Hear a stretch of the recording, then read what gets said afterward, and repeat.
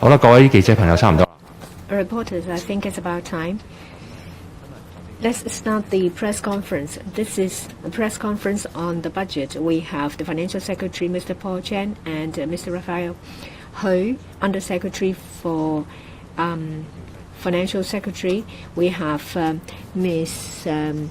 Kathy Chu, PAS, and one more official, the government economist. Good afternoon, everyone. I delivered my budget this morning at LegCo. This was the first budget of this government. First of all, I would like to give you some background information on the economy. As you all know that the economy last year was not performing well. For the whole year, GDP dropped by about 3.5%. The three drive of our economy, that is a fixed investment, export, as well as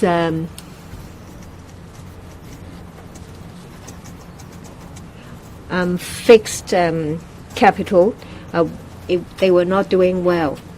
So because of the closing of the border, there was a time when land transport between Hong Kong and the mainland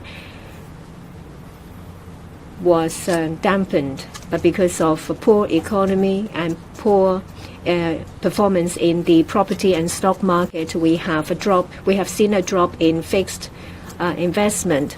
In terms of consumption, it was a small drop by about 1%. As a result of some anti-cyclical measures and the consumption voucher, consumption picked up. Last year, inflation was about 1.7%. There were some corrections in the equity and property market. We think that the economy will perform better than last year. On one hand, we have the opening of the border with the mainland. It will be much easier for visitors to come to Hong Kong, which in turn will drive our services export. And this will also help with our consumption. Last year, because of the epidemic, there was a slow growth in the mainland economy. We think that the pace will pick up this year.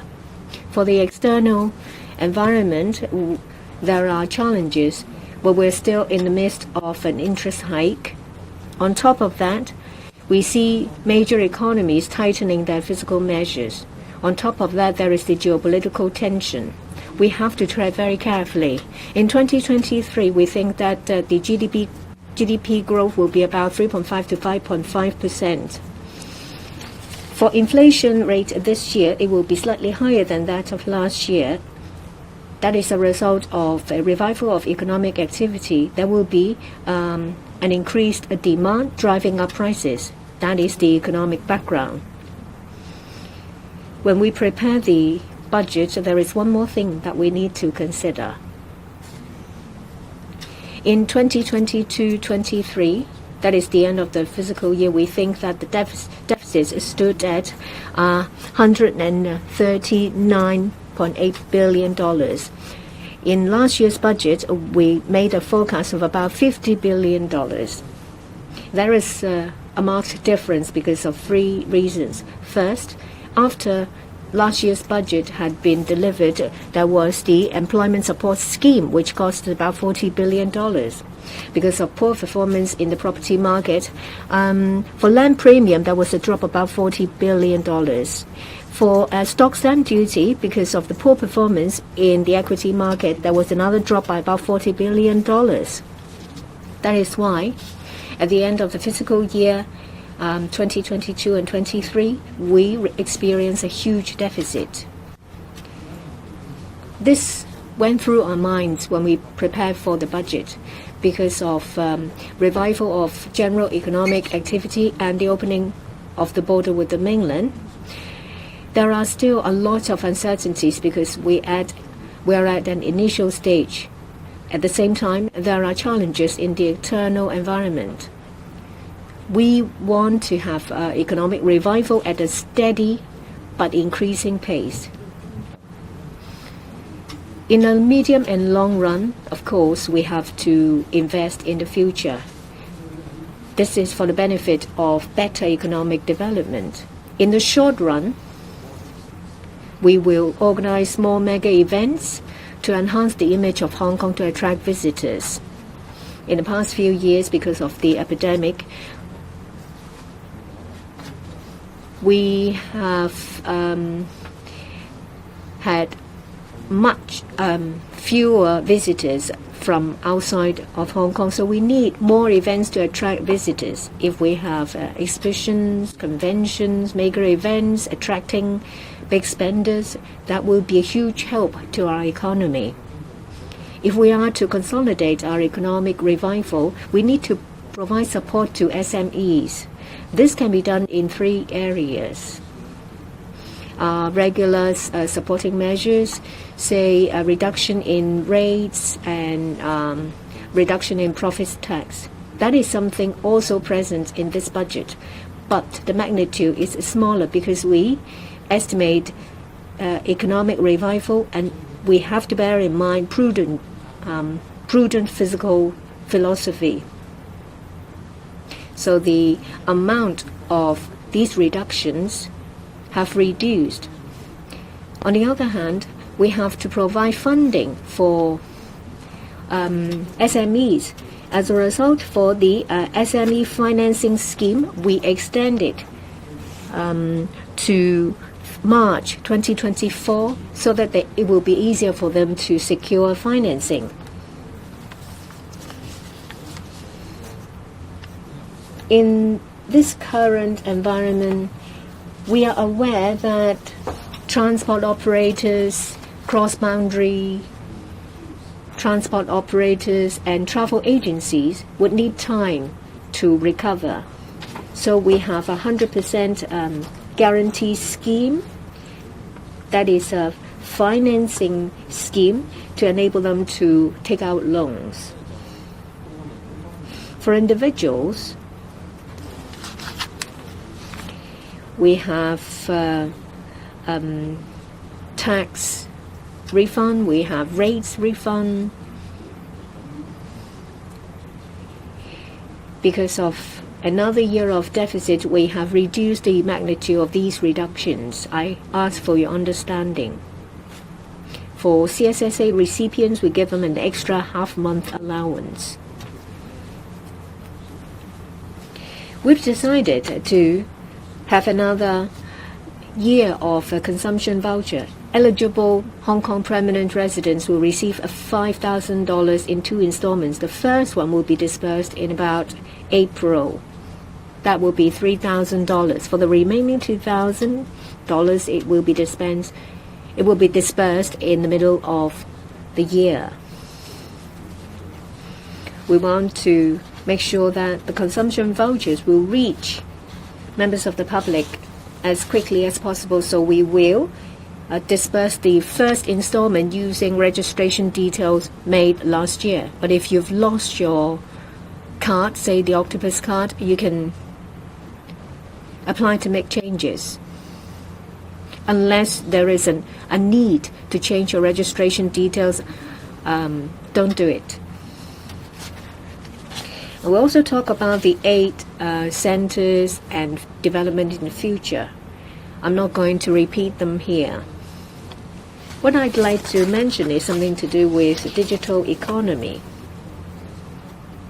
There will be Web3. We will promote the development of Web3. We've also mentioned about International Green Tech and Green Fi Center. So we have devoted some coverage on our efforts to promote in these 2 areas. In relation to our financial position in 2023-24, we will continue to issue bonds about $65 billion. Counting that, there will still be about $50 billion deficit. Our plan in the coming few years is that there will be about a $65 billion government bond being issued. That is to fund infrastructure so that they will be implemented as soon as possible to benefit the general public. In the coming 5 years, on average, every year, we spend about $100 billion on capital works. So we need to issue bonds to finance these projects. Apart from green bond, we will introduce an infrastructure bond scheme. We will make proposals to the LegCo to ask for funding, and you will get more details at that time. We hope that we will allocate a larger portion of these bonds to the general public so that there will be an extra option of secure investment. For silver bond, we will continue to make another issuance for about $50 billion for those who are aged above 60. We think that inflation is 1.7%. Next year it will be about 2.5%. Very often, banks will offer an interest rate that is higher than that. So at this stage, the response for inflation-linked bonds will not be that popular. So we will put that on hold. We reckon that there will be a GDP growth about 3.5 to 5.5% for 2023 to 24, and then afterwards we think there will be a 3.7% GDP growth in the 4 years afterwards, which is higher than what we have forecast before. For our physical reserve in 2027-28, it will remain at about $980 billion, which is about 14 months of government expenditure. As at the end of March 2022, our loan ratio, that is for unpaid loan to GDP, is about 4%. And in 2027-28, it will be lower than 10%.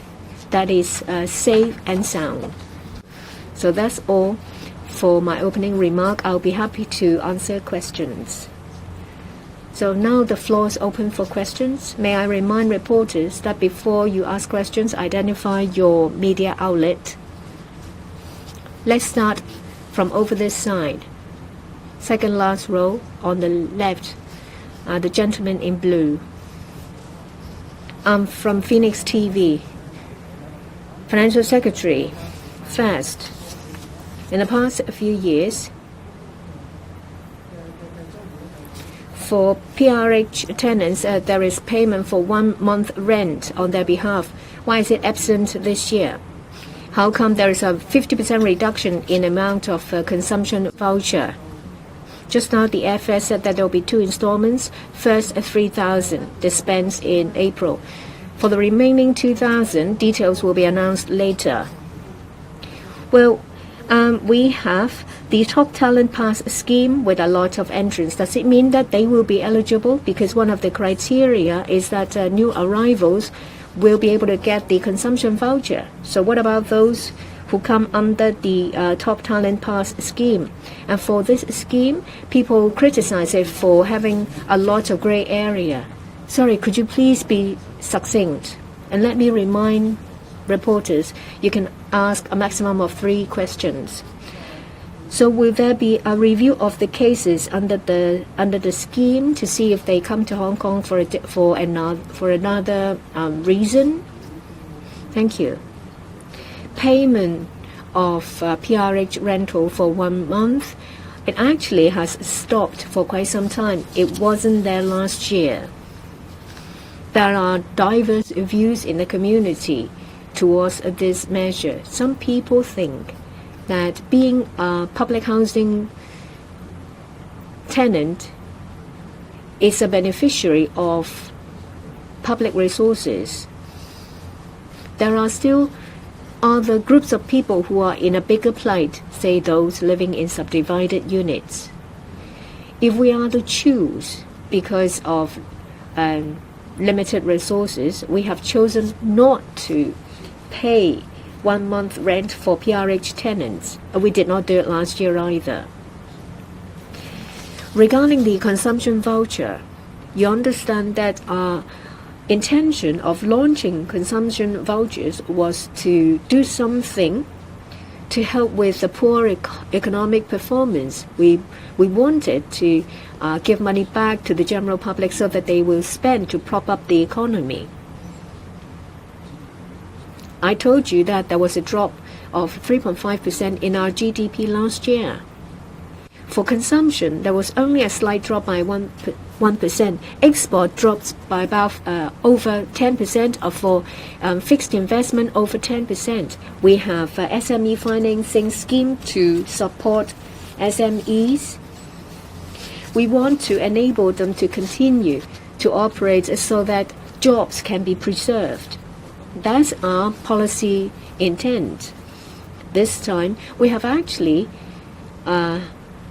deliberated for quite a long time whether to continue with consumption voucher given its different views. We see signs of economic revival. It's quite obvious in the F&B industry, but not so in the retail sector. And that is even worse for those in the export sector. We want to consolidate the economic revival, so we've decided that there can be another year of consumption voucher, albeit of a smaller magnitude. The other factor we have to consider is the financial commitment. It's about 100 billion. Even with bond issuance, that will be another $50 billion. So we have to be cautious with our spending. Eligibility is the same as that of last year for permanent resident. They cover permanent residents living anywhere, and they will get the whole amount. For other eligible persons, it's only half the amount. We will announce details later. Next question, please. The lady in beige in the back.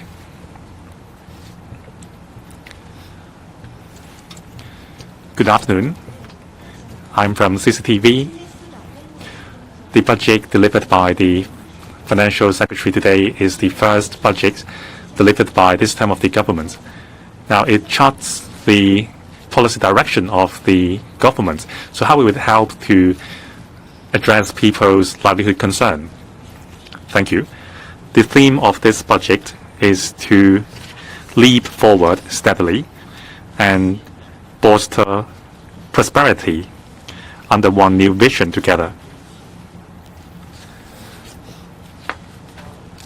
In this budget, you can see our focus on boosting the economy.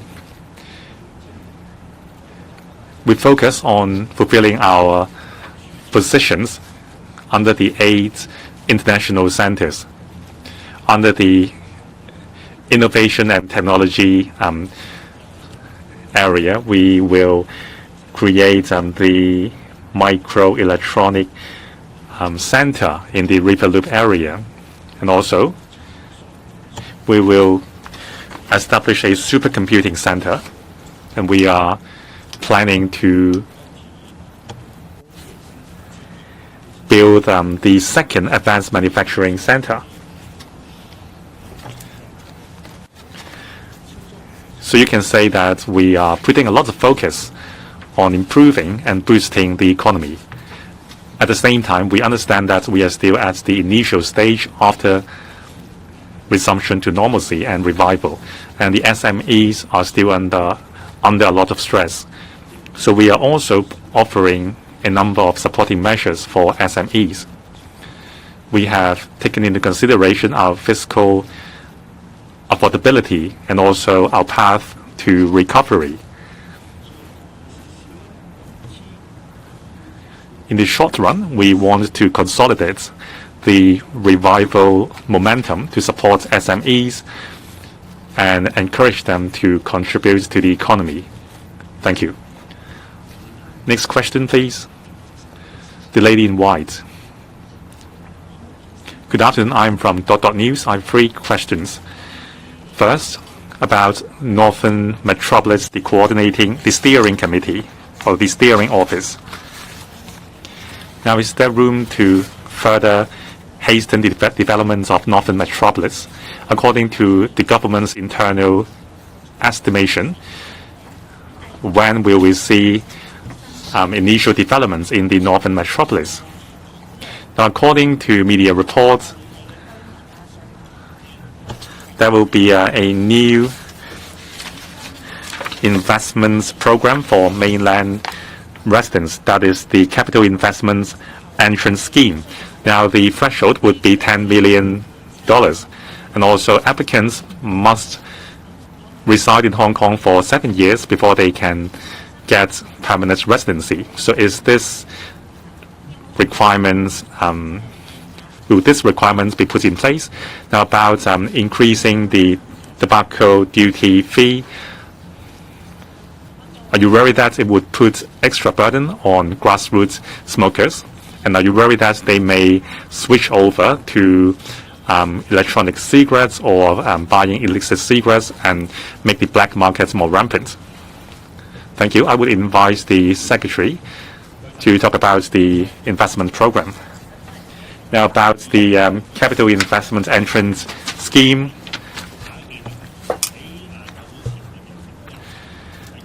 This is not a new measure, but we have suspended the scheme in year 2015. Now, for the next step, we are considering the specifics of the scheme. There are several considerations. First, the investment threshold. The investment threshold has doubled compared with the previous scheme. Now, the budget has stated clearly that property investment would be excluded. Eligible scope include financial assets which are related to the long-term development of Hong Kong. So we are considering these factors. Now, about the eligibility of the applicants, we are also considering that. When we have more details, we will make an announcement. About Northern Metropolis, the coordination office of Northern Metropolis Development, it is under the Development Bureau. The Northern Metropolis is a vast area, equivalent to 1/3 of the entire territory of Hong Kong. Now, we have the Kwu Tung North New Development Area in Northeastern District. To the west, we have Hong Shui Kiu, Ha Tsuen, and other NDAs. A major focus in the Northern Metropolis is an industry base, particularly I&T industry base. Now, the Santine Technopole will be our flagship program. in the Lok Ma Chau Loop area, construction projects are being taken forward. By the end of year 2024, some facilities and buildings will be completed. So the entire program is a fluid one. We are continuously improving it. We've also considered the cross-boundary transportation links. Since the location is very near Shenzhen, maybe there can be complementary industry development projects together with Shenzhen. So the project is ongoing. On tobacco duty, we are increasing the duty fee by 60 cents for each stick, so it is some 30% increase. We have considered the impact of such an increase on grassroots people. It has been quite a while since we last raised the duty fee. You have to consider the factor of inflation and also the effect of deterring or encouraging people to quit smoking has reduced. So we want to raise it by 30%. The lady over there. The gentleman, rather. From the South China Morning Post. Sure. Firstly, we wanted to ask the government about its response towards the jockey club's response towards the increase in the betting duty affecting its charity work. And then also we want to ask if the government will review the betting duty in the long term and also perhaps the licensing conditions as well. The second question is we wanted to ask what is the government's plan to increase its revenue going forwards and also its plans to lower the deficits. Are there any specific measures that the government's considering or will plan to roll out? And also, we wanted to ask more on why did the government settle on the $5,000 consumption voucher amount, and any response on the view that the consumption vouchers will only lead to an increase in short-term consumption and not any long-term boost to the economy. Thank you. Yeah, thank you. Well, you know, the betting duty on football. Our proposal is to collect 2.4 billion from the Jockey Club from the next 5 years. This is a lump sum special tax. In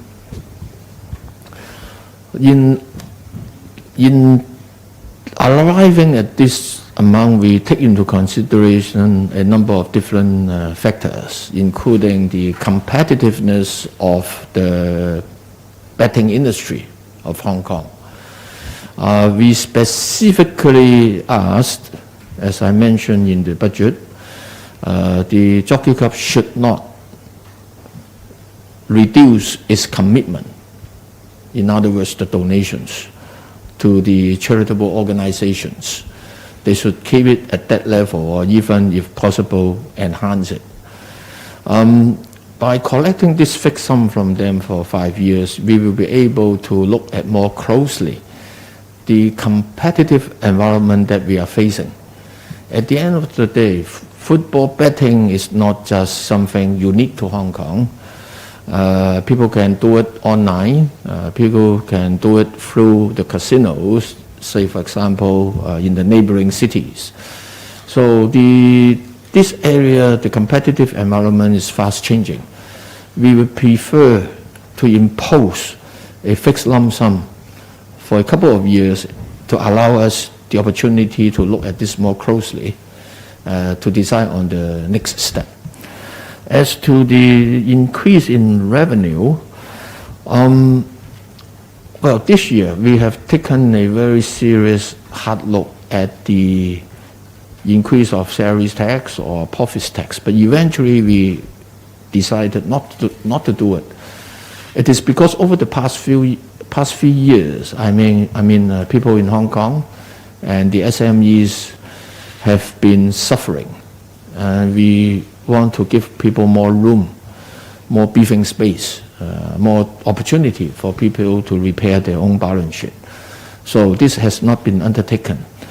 As to the other taxes, I think the community need to have an informed debate so that consensus could be built.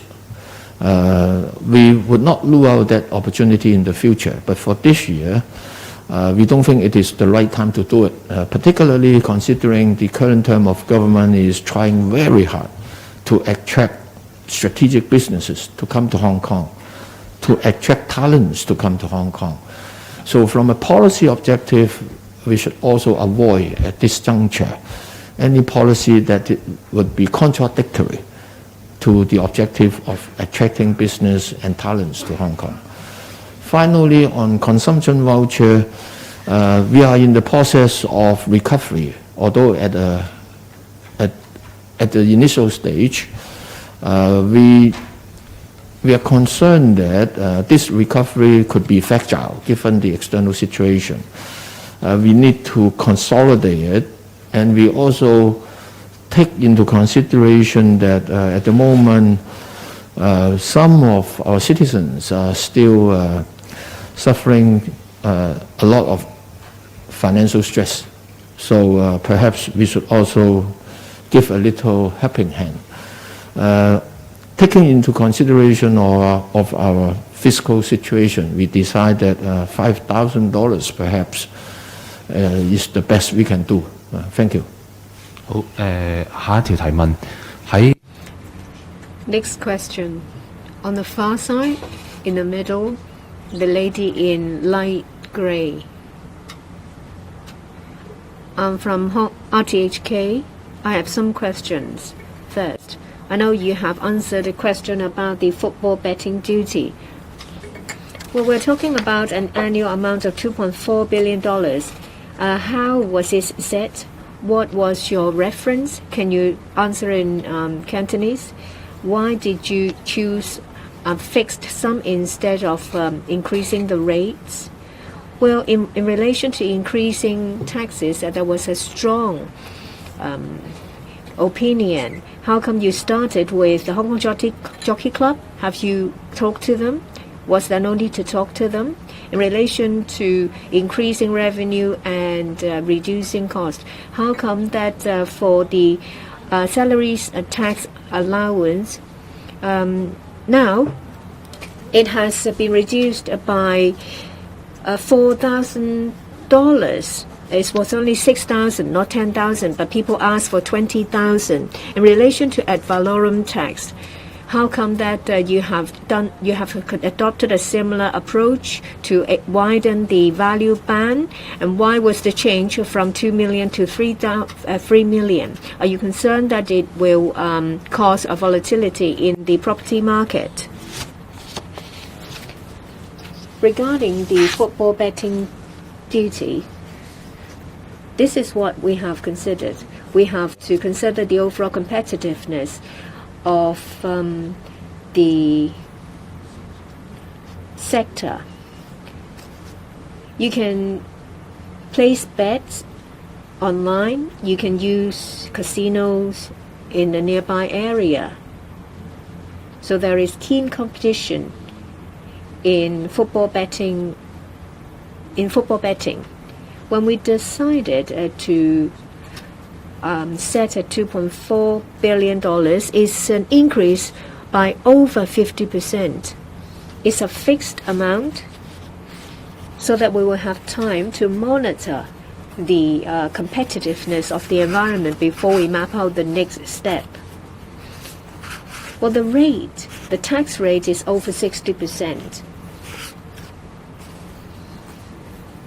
We also look at the fiscal reserve of the Hong Kong Jockey Club. In addition, we also look at the amount of donations they have made or the amount spent on charity that has been spent. We told them that they should not reduce the amount spent on charity.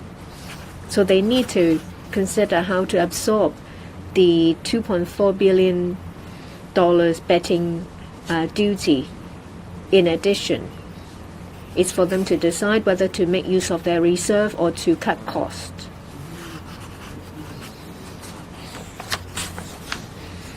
For relief measures, these are the goodies.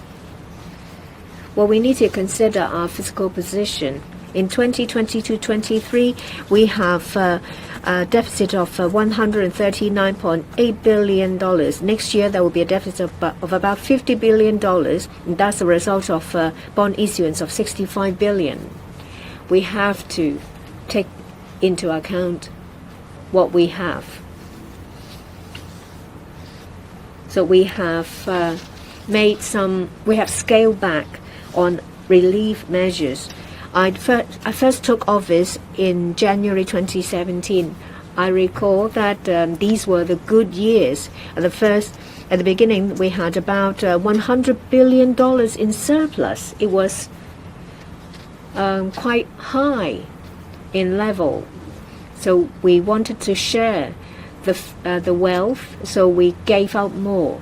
But in the last 2 or 3 years, we are aware of the economic difficulties, so we would like to not be too hard. So we have dialed it back from 20,000 to 10,000 and now to 6,000. Well, actually, this figure was adopted by previous governments. Given our current physical position, we do as best as we can. Well, we have received more in salaries tax as a revenue. That is a revenue that we are able to keep at more or less the same level. Regarding domestic property purchase ad valorem duty, and this is my consideration. We are now making changes to Scale 2. So what are the applicable properties? Those that are not bought for investment or not bought by overseas buyers, because if it's an overseas buyer, they have to pay overseas buyers stamp duty. And there is also the new additional stamp duty. So these are not the buyers we have included. For rates at Scale 2, we're talking about people who are buying a domestic property for the first time. Last year, the transaction volume comprises 90% of first-time buyers, and most of the flats are small to medium sizes. I have checked their prices,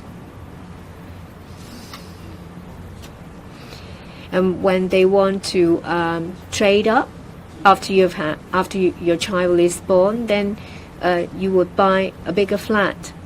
It's been a while since we have revised this scale, so we've decided to do it this time. For people who are buying for their own use, this will be actually an alleviation of the pressure. Some may see a reduction of $30,000, some $40,000, so they can maybe buy another piece of furniture. The impact on the property market, I think, is minimal. If you ask whether it will cause speculative activities, for those activities, if the flat is sold within 3 years, you have to pay the special stamp duty at a very high rate. We have seen a number of corrections in the property market. These have stabilized the market. We think it is the right time to make these adjustments. Next question. Over this side, the lady in the middle. I'm from Singtao. Just now, the FS mentioned a number of times that if we exclude bond issuance, the deficit will be bigger. For medium-term forecast, we have a reserve of about 800 billion, excluding bond is 750 billion. In 2024, there is a surplus, but if we take away repayment as well as bond issuance, there is still a deficit. So is it just a juggling of the figures to give a false impression? Well, you still rely on loan to pay for your ways. You said that for F&B there is a revival, but that is not the case for the retail sector. Well, for GDP forecast is about 3.3 for 5.5%. So is it too optimistic? Because you will not be able to reach this target given the external environment. There is a low birth rate. A lot of people say that apart from increasing the child allowance to encourage people to give birth, there aren't many other measures. What do you say to that? I'll first ask the government economist to give you some information about the economic forecast. I think you agree that there will be an economic recovery. The difference is at the pace.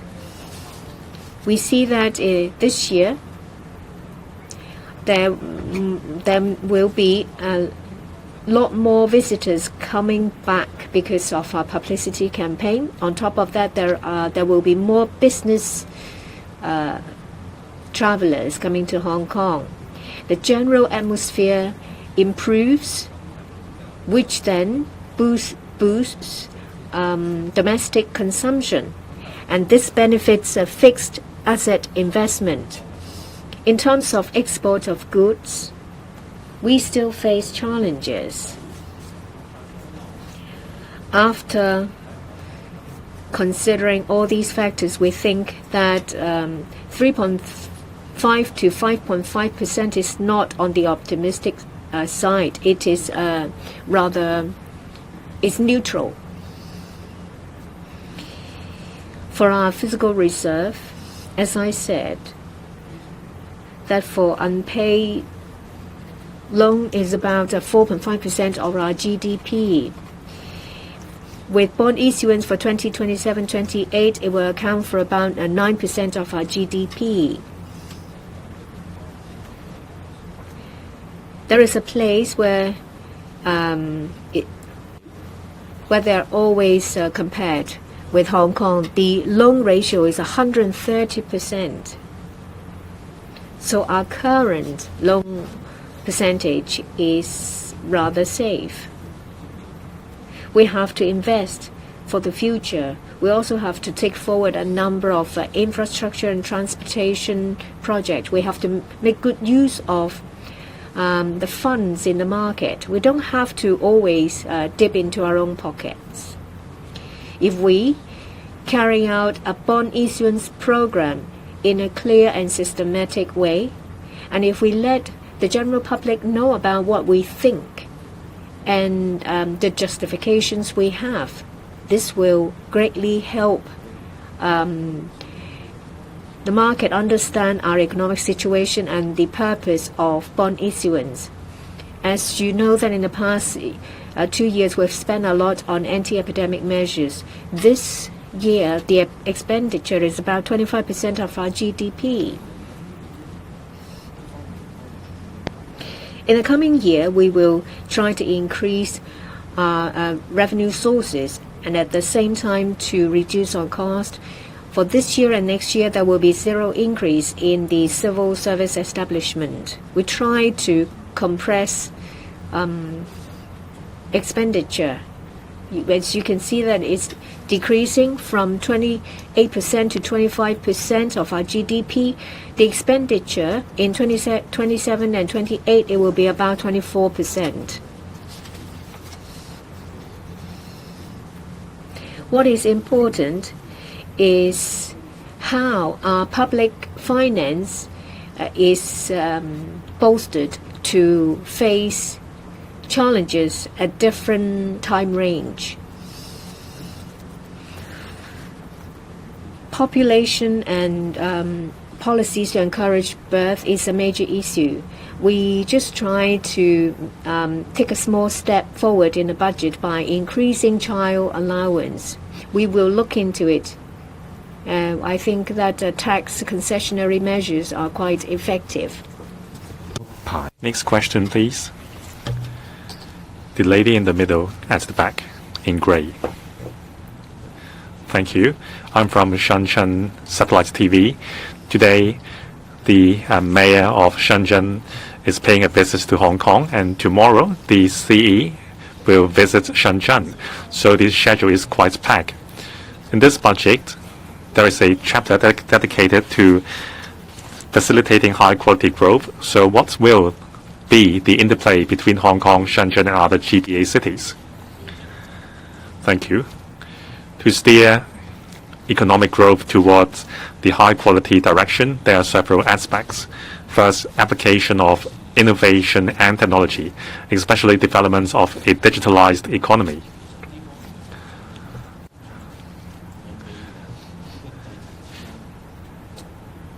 Developments in digitalized economy will be a key competition area between different economies. This will define who is the winner and who is the loser. So we will have to promote developments in this regard by enhancing our infrastructure and enriching our talent pool. We have our strength in that we are an international financial center. However, there are still insufficiencies. For example, a less diversified economic structure. Now, for the financial services industry, it accounts for 20 to 33% of our GDP. However, it only hires some 7% of our labor force. So if we want to tap more opportunities, we have to diversify beyond financial services. And one area is innovation technology. We have strength in this regard. We have strong R&D capacity in universities. We can make breakthroughs from out of the scratch. For further breakthroughs, we have to commercialize R&D outcomes so that they can transition into products and services for the market. This is how we can maximize the benefit. Now, for our neighboring city, Shenzhen, there are several leading enterprises in the industry based in Shenzhen, and it has a very comprehensive production chain. Near Shenzhen, there are Dongguan, Huizhou, and Foshan, and these are the birthplace of many leading enterprises in this field. So by complementing each other's strength, we can achieve much in this area. And also in setting the development layout, we have put a lot of focus on developing the Lok Ma Chau Loop. That will become a platform for collaboration between GBA cities. The strategic enterprises and talents which we have attracted through our campaign to compete for talents will establish a presence in the River Loop area, and it will become a great boost for enhancing our I&T industry. Next question, please. The lady in the front. Good afternoon. I'm from Cable News. Now about the infrastructure bond. Is it in preparation for the Lantau Tomorrow project? So will there be a lump sum bond issuance or individual issuance? Will there be a threshold? Say, for example, bond will only be issued for projects reaching a certain amount. And also, what is the need for such an infrastructure bond? About the HK Jockey Club's respond on increasing the football betting duty. So does it mean that you are not going to review the subjects in 5 years' time? Now you are having the amount of the cash, the consumption vouchers, so, and you are spending $30 billion on that. So it is somewhere in the middle. So is that what you mean by spending within means? Thank you. In terms of the infrastructure bond, the purpose is to support necessary infrastructure. Say, for example, the 3 strategic railways and the 3 major roads. Large amounts of investments will be involved. So it is not specifically for the KYC reclamation project. The financial arrangements, the financing option for KYC reclamation project will be announced later on when the consultation is completed. So the infrastructure bond is not linked with the KYC reclamation project. Well, I believe that you will know more details when we apply for funding approval from the Finance Committee. In terms of the football betting duty, for the next 5 years, we will collect $2.4 billion from the Jockey Club, and we will keep monitoring the situation. I think you have to give us room to do what we need to do. The flexibility and the initiative is with the Hong Kong SAR government. Now, in terms of setting the amount for consumption vouchers, grassroots people will be benefited by the consumption voucher scheme, just like every other citizen in Hong Kong. We want to see the effect sooner. That's why we want to disperse the consumption voucher as soon as possible, as per the arrangements last year, to benefit grassroots people as well. Thank you. Next question, please. The gentleman in blue.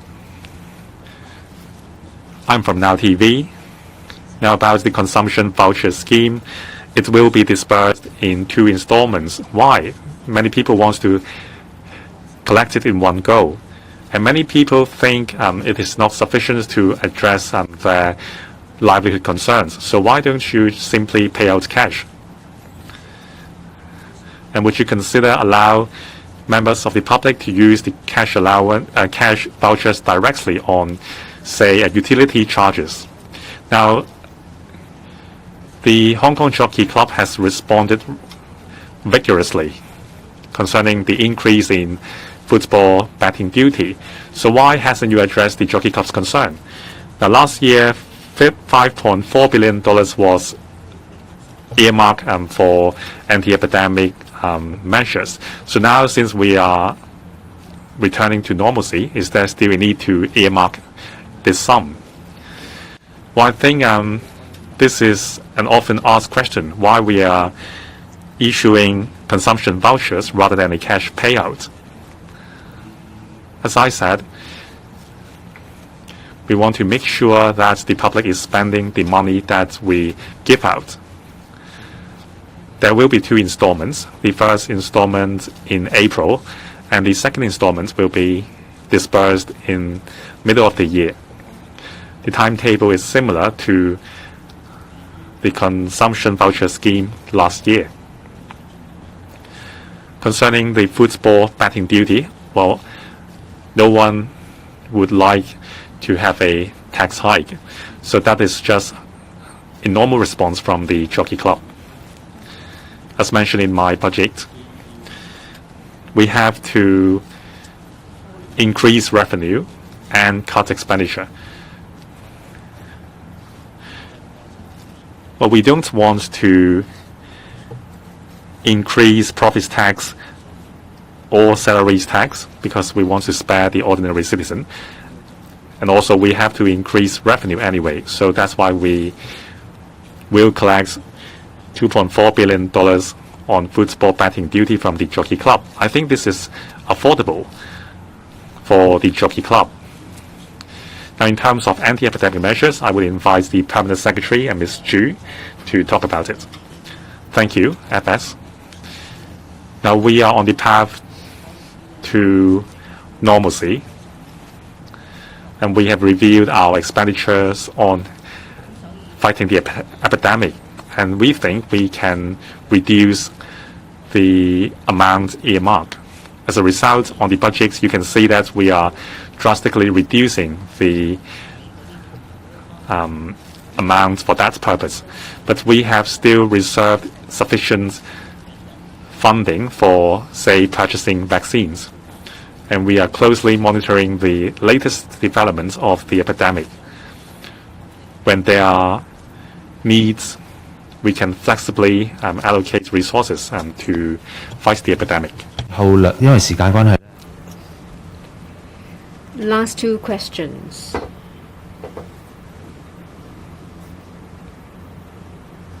Over to my side in the second row, the gentleman.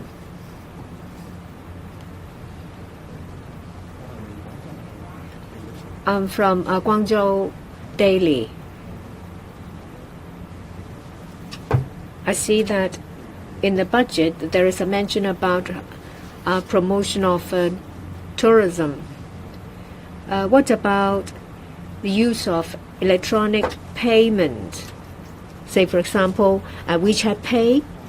In terms of visitors, now the border is open. Visitors coming to Hong Kong, especially those from the mainland, would the government give them any preferential treatment? Just now, the FS talked about high-value industry development in Guangzhou. Well, do you have any plans to work with Guangzhou? Because, well, there is a Hong Kong UST campus in Guangzhou. Well, whether it's Alipay or WeChat Pay, these electronic payments are quite prevalent in Hong Kong. 2 years ago, when we first launched the consumption voucher, a lot of people have registered to receive the payment on electronic means. We're talking about 2 million accounts, new ones, and about 100,000 new shops having registered. Regarding visitors from the mainland, it's mentioned in the budget that the Tourism Board has a number of measures, including goodies for distribution. Visitors, wherever they're from, will be received in this with the same enthusiasm. Well, Hong Kong's closely related to the Greater Bay Area. We mention Shenzhen a lot because it's very close to us, and there's been many areas of cooperation. We are aware that when it comes to innovation and technology, Guangzhou is doing quite well, and there is a lot of room for us to cooperate.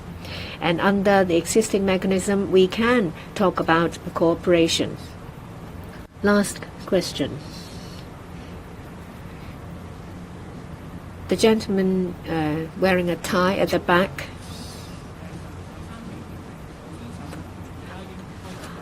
I'm from Dai Hock Sin. Well, there will be consumption voucher, 5,000. Those who come to study will be 50% of that. How do you make sure that consumption voucher is used to reinvigorate consumption? And there is, well, you set aside $14.9 billion. What is it for? For land premium, there is a drop by $48.9 billion. Some people think that is because of the conservative view of the future by developers. How to ensure that in the long term there is sufficient revenue to support development? Can you repeat your second question? In relation to light public housing first phase, you've allocated $14.9 billion. I found the information in the supplement and appendices. I'm from TMHK, U-Beat magazine. For the consumption voucher, we have drawn reference from our approach last year. New arrivals who are not yet permanent residents will be able to receive 50% of the amount. It's the time to receive is limited, and therefore specific uses. We think that this will encourage people to spend the money. Like public housing, we have earmarked the amount, but it's to be used over a period of time. After a site is identified, there will be conduct of tender exercises and some procedures before work can actually be started, but we already have the funding in place. Land premium, and reduction.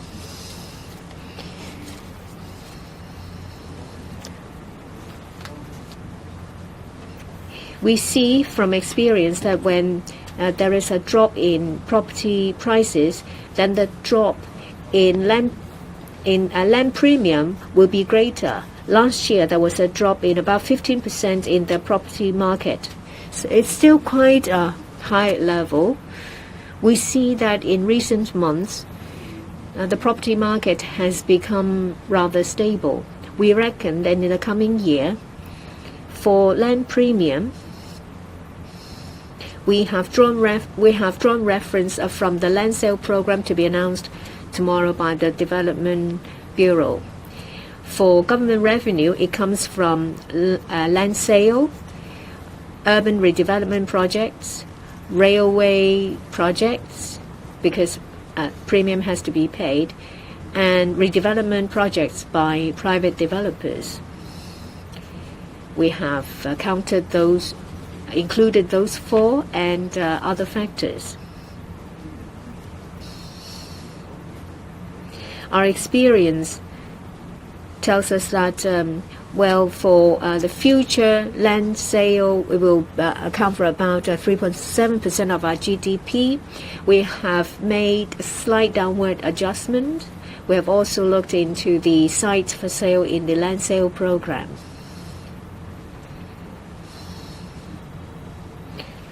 We think that the Hong Kong property market on the whole is something that we have to handle very carefully. But at the same time, we want the market to develop in an orderly manner. Sorry, the speaker is not coming through. That's the end of the press conference. Thank you. 係咧，我諗我哋今日嘅記者會度。That's the end of the press conference. Thank you.